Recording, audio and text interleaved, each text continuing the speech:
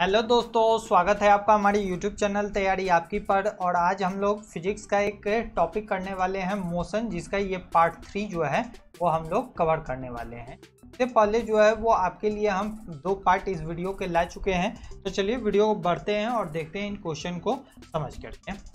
चलिए, हमारा पहला क्वेश्चन है, एक व्यक्ति पूर्णतः चिकने वर्ग के क्षैतिज समतल के मध्य में विराम की स्थिति में है।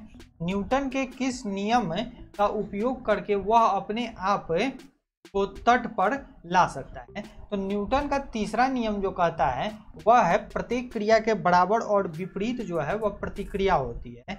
इसी नियम के आधार पर जो है वह अपने आप को जो है वह तट पर ला सकता है। मनुष्य का चलना, नाव का चलना, कोई बॉल को अगर आप फेंकते हैं, थ्रो करते हैं तो वह वापस आप तक रिटर्न आ जाना, ये सभी चीज़ें जो है वह न्यूटन के थर्ड लॉ से संबंधित है।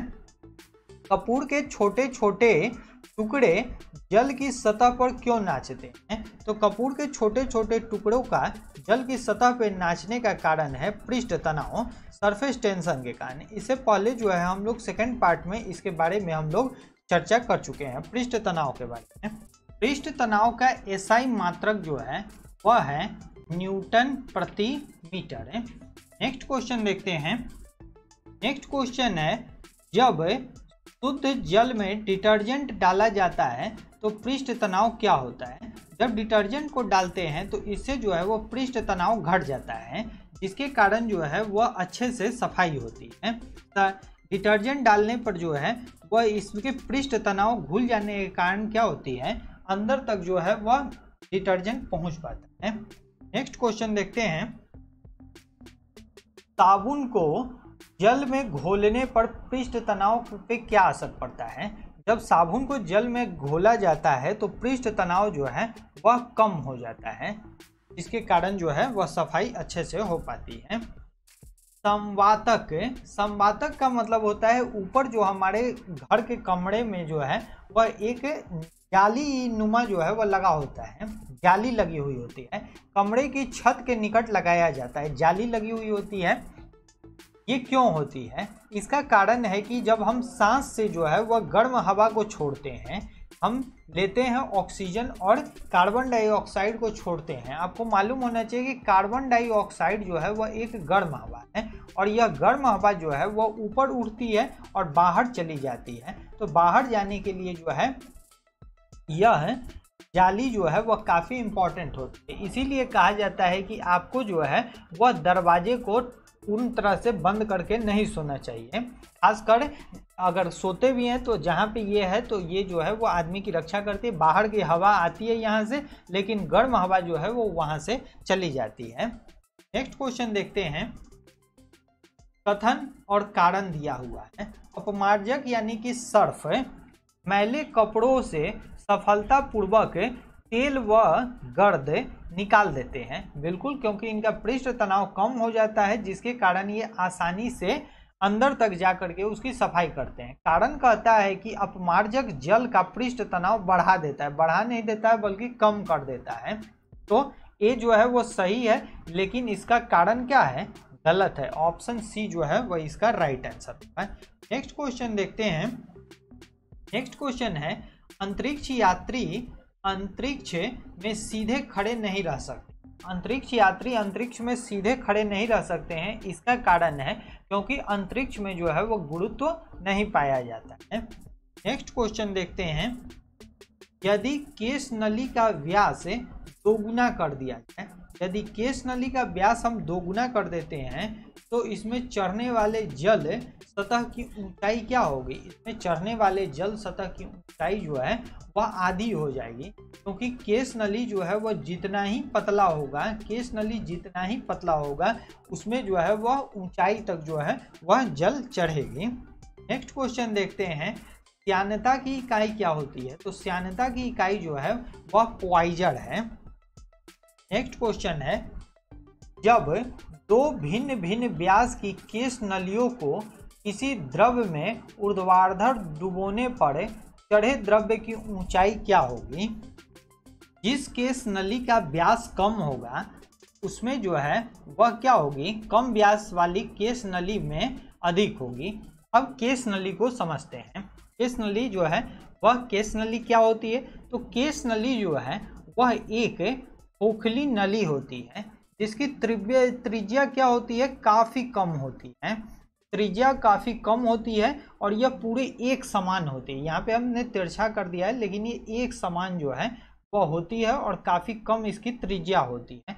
इसी को केश नली कहा जाता है। केश नली को इंग्लिश में कैपिलरी कहा जाता है। कैपिलरी।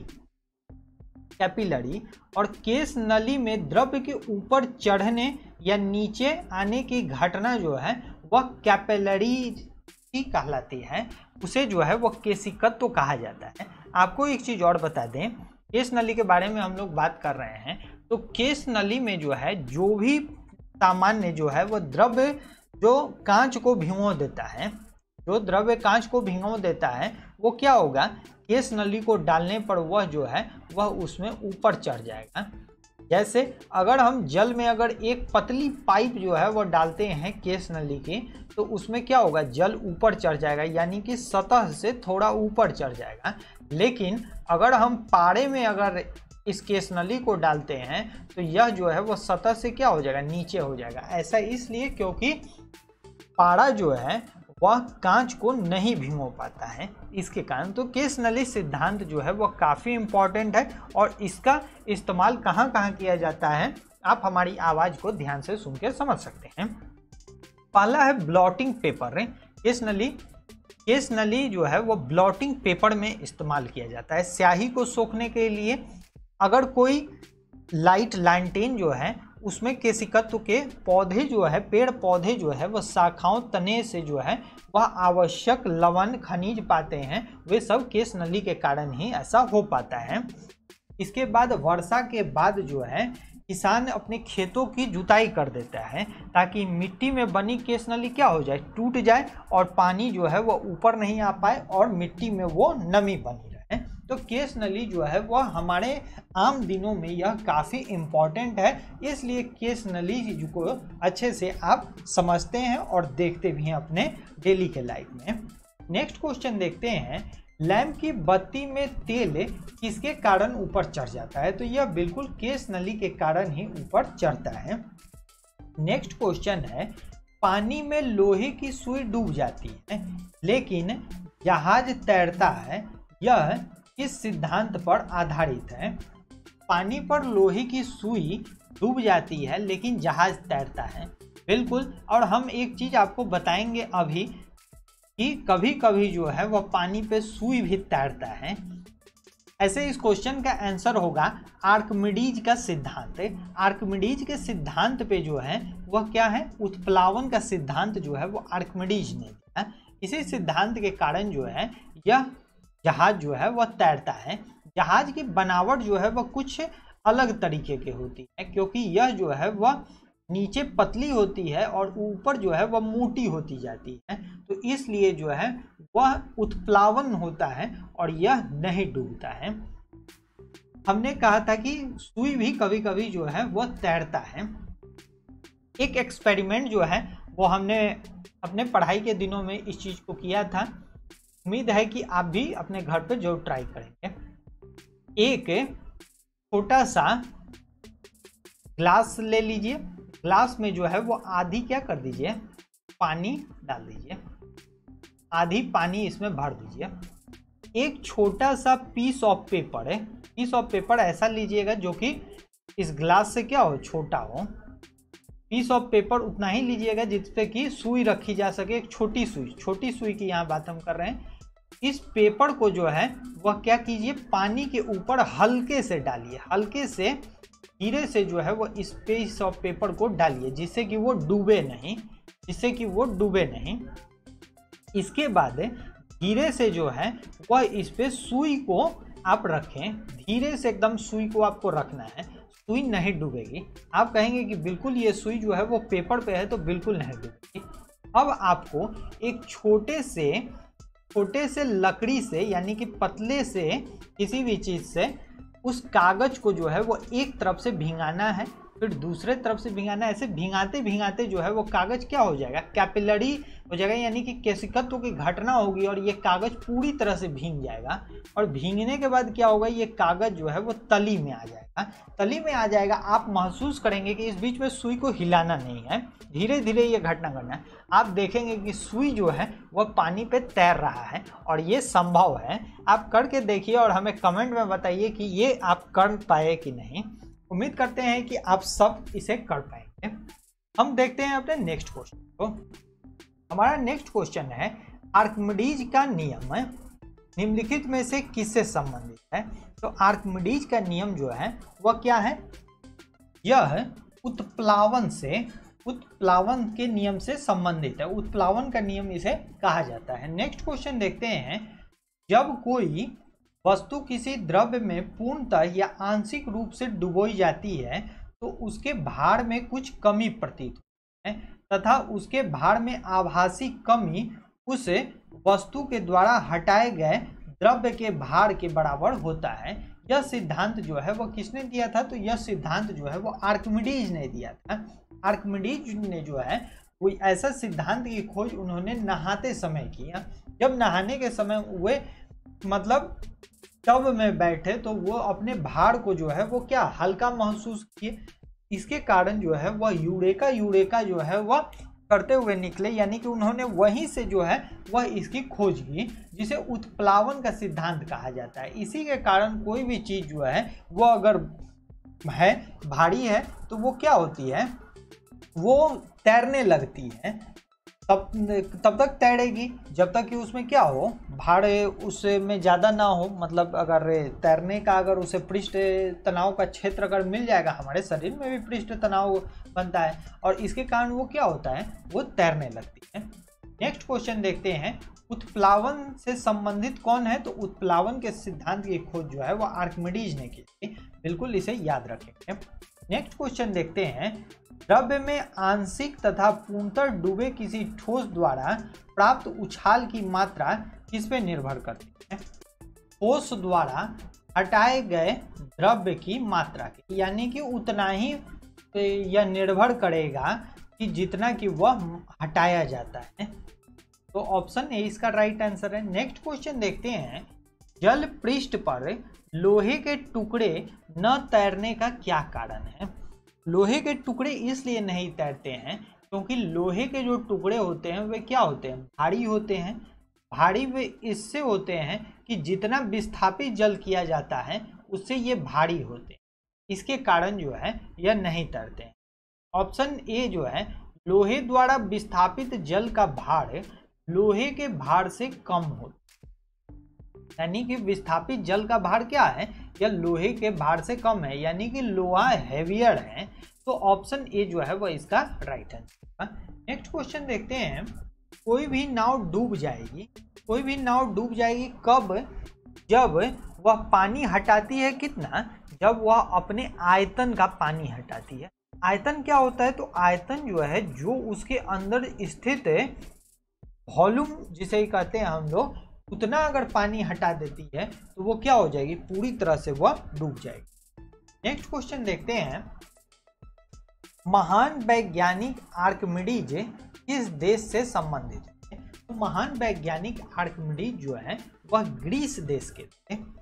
नेक्स्ट क्वेश्चन है, इसे आप याद रखेंगे क्योंकि आर्किमिडीज के उत्प्लावन बल से जो है वो बार बार क्वेश्चन पूछा जाता है और यह काफ़ी इम्पोर्टेंट हुई है। नेक्स्ट क्वेश्चन है, पानी की बूंदों का तैलीय पृष्ठ पर न चिपकने का क्या कारण है? तो यह कारण है इसके आसंजक बल के कारण। आसंजक बल और ससंजक बल, दो बल की चर्चा जो है हम लोग पीछे की वीडियो में कर चुके हैं। अगर आप उसे देखते हैं तो उसे भी आप समझ सकते हैं और भी उसमें बहुत कुछ आपको समझने को। लेकिन यहाँ पे जब ये क्वेश्चन आया है तो मेरा फर्ज बनता है आपको एक बार फिर से बताएं। ससंजक बल क्या होता है? ससंजक बल जिसे कि कोहेसिव फोर्स कहा जाता है, इसमें एक ही पदार्थ के अणुओं के मध्य बीच का जो बल होता है वह होता है, इसे कहा जाता है ससंजक बल। और आसंजक बल किसे कहा जाता है? इसमें दो अलग अलग पदार्थ होते हैं, इनके बीच का जो है वह बल उसे आसंजक बल कहा जाता है। जैसे पानी है और दूसरा तेल है तो इसमें आसंजक कहा जाएगा, जिसे कि एडेसिव फोर्स कहा जाएगा, और समान बल के लिए जो है वह ससंजक यानी कि कोहेसिव फोर्स लगता है। नेक्स्ट क्वेश्चन देखते हैं, तुल्याकारी उपग्रह घूमता है यानी कि पृथ्वी के इर्द, या पृथ्वी के इर्द जो है वह कैसे घूमेगा, तो यह पश्चिम से पूर्व दिशा की ओर घूमेगा। नेक्स्ट क्वेश्चन देखते हैं, पहिए में बॉल बेयरिंग का क्या कार्य है। तो पहिए में जो है वो बॉल बेयरिंग का क्या कार्य होता है। आपको मालूम होना चाहिए कि पहिए में जो है वो बॉल बेयरिंग को लगाया जाता है। इसका कारण यही होता है क्योंकि यह स्थितिज घर्षण को क्या कर सके, गतिज घर्षण में कर सके। हमने दो तरह की ऊर्जा के बारे में ऑलरेडी पढ़ चुका है, स्थितिज ऊर्जा और गतिज ऊर्जा। जो स्थिर है वह स्थितिज, जो गति में है वो गतिज है। तो स्थितिज घर्षण को क्या करे, गतिज घर्षण में बदलने के लिए जो है वह इसका प्रयोग किया जाता है। नेक्स्ट क्वेश्चन, जेट इंजन और रॉकेट। जेट इंजन और रॉकेट के बारे में निम्नलिखित कथनों पर विचार कीजिए। जेट इंजन वे ये होते हैं जो कि ध्वनि से इनकी ज़्यादा रफ्तार होती है, और रॉकेट जो होते हैं वो अंतरिक्ष में हैं। अलग कथन है, जेट इंजन अपनी ऑक्सीजन पूर्ति के लिए परिवेश की वायु का प्रयोग करता है, अतः यह अंतरिक्ष में गति के लिए अनुपयुक्त है। तो बिल्कुल ये जो है वह अंतरिक्ष में गति नहीं कर सकता है। अंतरिक्ष में कौन जाता है, तो अंतरिक्ष में रॉकेट जाता है। दूसरा कथन है, रॉकेट अपने ऑक्सीजन पूर्ति को गैस के रूप में और ईंधन में वहन करता है। तो बिल्कुल अंतरिक्ष में जो है वह हवा नहीं है, इसलिए जो है वह रॉकेट जो है वह ऑक्सीजन को क्या करता है, ईंधन के रूप में वहन करता है। तो ये दोनों ही कथन जो है वो क्या है, सही है। आपको इनमें से सही ही बताना था, तो ऑप्शन सी जो है वह इसका राइट आंसर है। नेक्स्ट क्वेश्चन देखते हैं, पानी के एक गिलास में एक बर्फ का टुकड़ा तैर रहा है। जब बर्फ पिघलती है तो पानी के स्तर पर क्या प्रभाव पड़ेगा। इसका कोई भी असर जो है वो बर्फ के पिघलने पे नहीं पड़ेगा, उतना ही जो है वह पहले जितना पानी था उतना ही पानी रहेगा।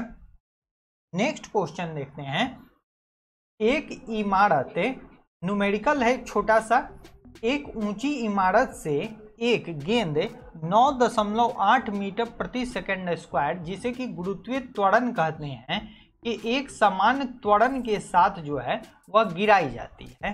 तो 3 सेकंड के बाद जो है वह उसका वेग क्या होगा। एक इमारत है, इमारत की अपनी कुछ ऊंचाई है, वहां से जो है वह ऊपर से एक 9.8 मीटर प्रति सेकंड स्क्वायर से जो है वह क्या, एक गेंद गिराई जाती है। इसे जमीन पर आने में जो है वह टाइम कितना लगता है, t सेकंड लगता है। तो उसका वेग क्या होगा। तो वेग जो है वह दो तरह की होती है, एक होता है रैखिक वेग और दूसरा होता है कोणीय वेग। रैखिक वेग जो है वह होता है त्वरण इनटू टाइम, यानी कि त्वरण में जब समय का गुना कर देते हैं तो वो हमें रैखिक वेग प्राप्त होता है। ये जो है वो ऊपर से नीचे आ रहा है, तो बिल्कुल ये एक रेखीय वेग है।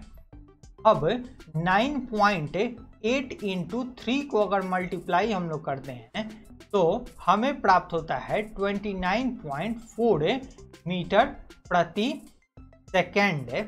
ठीक है, इसको जब मल्टीप्लाई करेंगे तो मीटर प्रति सेकंड जो है हमें मिल जाएगा, यानी कि 29.4 मीटर प्रति सेकंड। अब बात करते हैं कोणीय वेग की, आइए इसे भी समझ लेते हैं। कोणीय वेग, जब कोई बच्चा जो है वह पत्थर को बांध करके इसे कोणीय वेग यानी कि सर्कुलर मोशन में जो है वह गति कराता है। सर्कुलर मोशन में जब इसे गति कराया जाता है तो इसमें वेग उत्पन्न होता है। तो यह वेग किसका होगा, इसके परिधि के सरकमफ्रेंस के, यानी कि वृत्त की परिधि क्या होती है, तो 2πr, यह इसका परिधि है। ठीक है, इसके बाद त्वरण, ये इसके बीच का त्वरण है, और इनटू टाइम।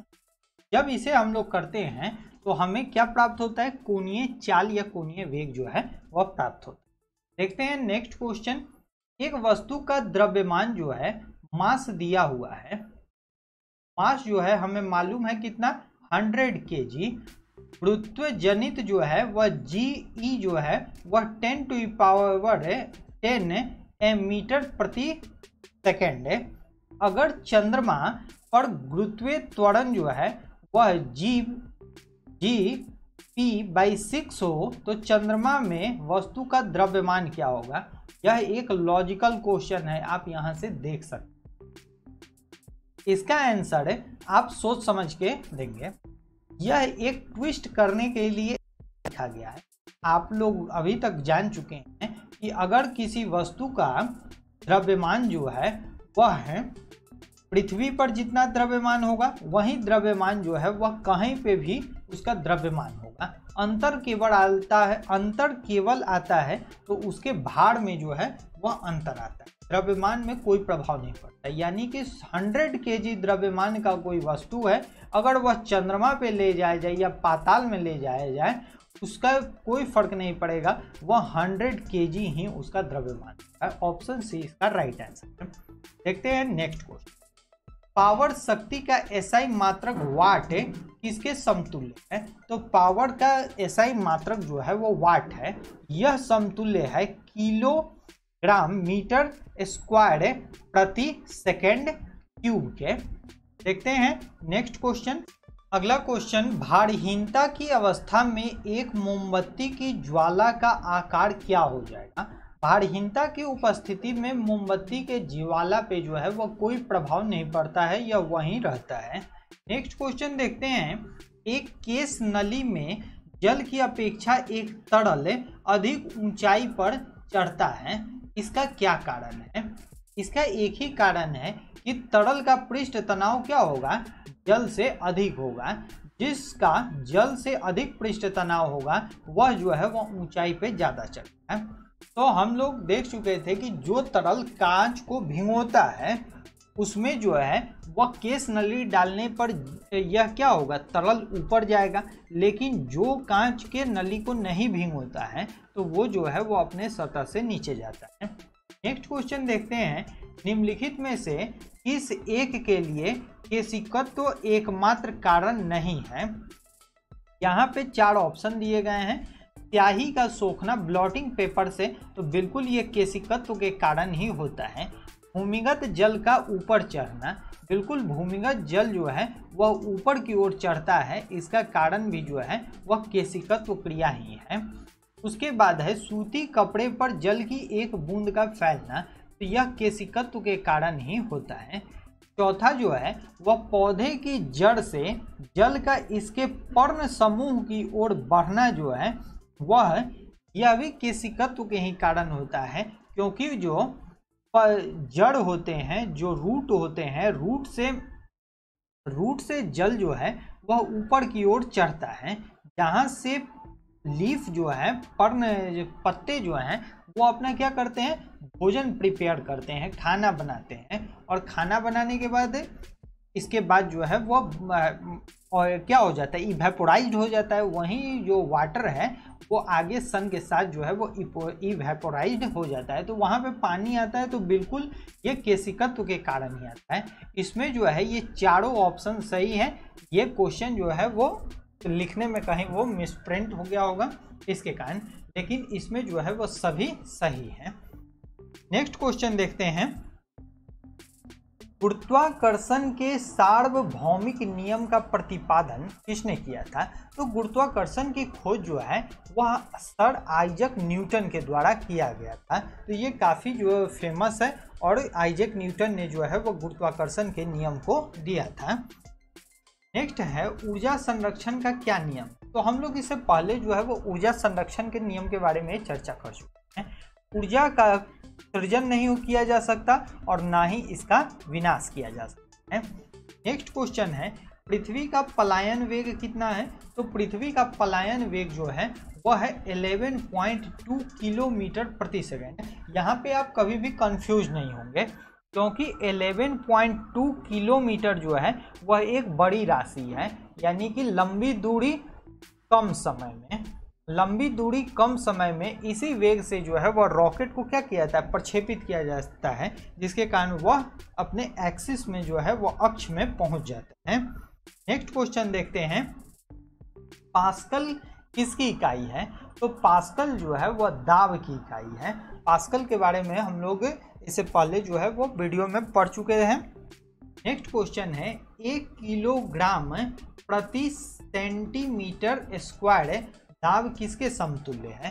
तो यह समतुल्य है 0.1 बार के, 0.1 बार के समतुल्य है। नेक्स्ट क्वेश्चन, क्यूसेक से क्या मापा जाता है? तो क्यूसेक जो है वह एक इकाई है जो कि जल के बहाव को मापती है। किसी पिंड का भार ऑप्शन से हम लोग पढ़ेंगे, पृथ्वी तल पर सब जगह समान होता है। नहीं, ऐसा नहीं है। किसी पिंड का भार जो है वह ध्रुवों पर सर्वाधिक होता है। बिल्कुल, ध्रुवों पर जो है वह किसी पिंड का भार जो है वह सर्वाधिक होता है। विषुवत रेखा पर अधिक होता है, मैदानों की अपेक्षा पहाड़ों पर अधिक होता है। नहीं, गलत है। तो ध्रुवों पर जो है वो अधिक होता है। इससे पहले के वीडियो में हम लोग इस पर डिटेल चर्चा कर चुके हैं। देखते हैं दोस्तों, इसी के साथ जो है यह मोशन पार्ट 3 जो है वो समाप्त होता है। उम्मीद करते हैं कि आपको पसंद आया होगा। अगर पसंद आया है तो प्लीज़ इसे लाइक कीजिए, दोस्तों के साथ शेयर कीजिए, साथ ही में हमारे चैनल तैयारी आपकी को सब्सक्राइब कर लीजिए और बेल आइकन को जरूर दबा दीजिए। मिलते हैं अपने नेक्स्ट मोशन के पार्ट 4 में, जिसमें कि कुछ और बचे हुए क्वेश्चन को हम लोग वहाँ पे डिस्कस करेंगे। तब तक के लिए धन्यवाद। Have a nice day.